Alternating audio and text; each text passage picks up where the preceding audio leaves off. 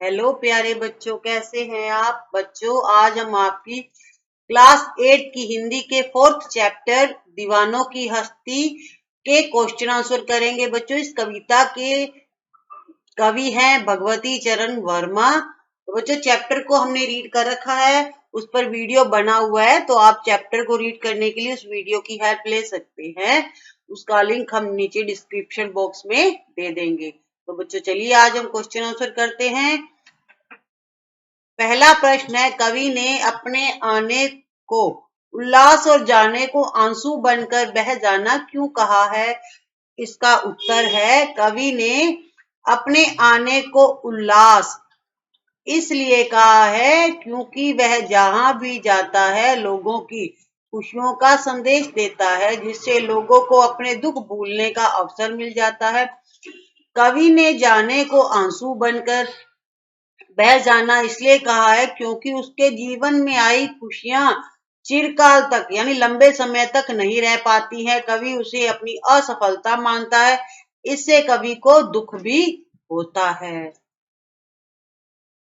प्रश्न दूसरा है, भिखमंगों की दुनिया में बेरोक प्यार लुटाने वाला कवि ऐसा क्यों कहता है कि वह अपने हृदय पर असफलता का एक निशान भार की तरह लेकर जा रहा है। क्या वह निराश है या प्रसन्न है।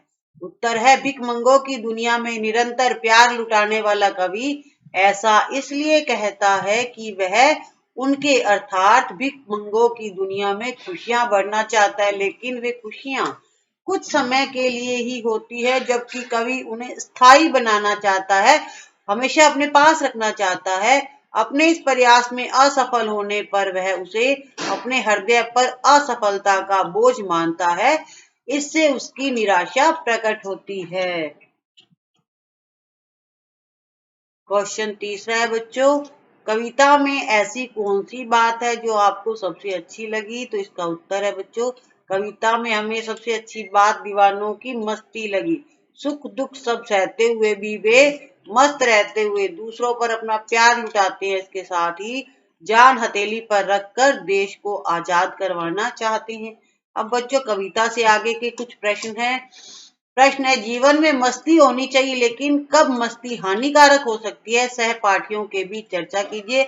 तो आपके जो क्लासमेट है, जो आपके साथ पढ़ते हैं, उनके साथ आपको चर्चा करनी है कि जीवन में मस्ती होनी चाहिए, लेकिन कब मस्ती हमें नुकसान पहुंचा सकती है। तो इसका उत्तर है बच्चों, यह कथन सही है कि जीवन में मस्ती होनी चाहिए, क्योंकि इससे ही व्यक्ति जीवन में आनंद व हर्ष अनुभव करता हुआ चैन की श्वास लेता है, सांस लेता है। लेकिन हमारे द्वारा की गई मस्ती यदि किसी को नुकसान या दुख पहुंचाए तो वह मस्ती ठीक नहीं मानी जाती है, वह हानिकारक हो सकती है, क्योंकि उस मस्ती से स्वयं को और दूसरों को भी तकलीफ हो सकती है। तो हमें ऐसा मजाक या ऐसी मस्ती नहीं करनी चाहिए जिससे किसी दूसरे को तकलीफ हो।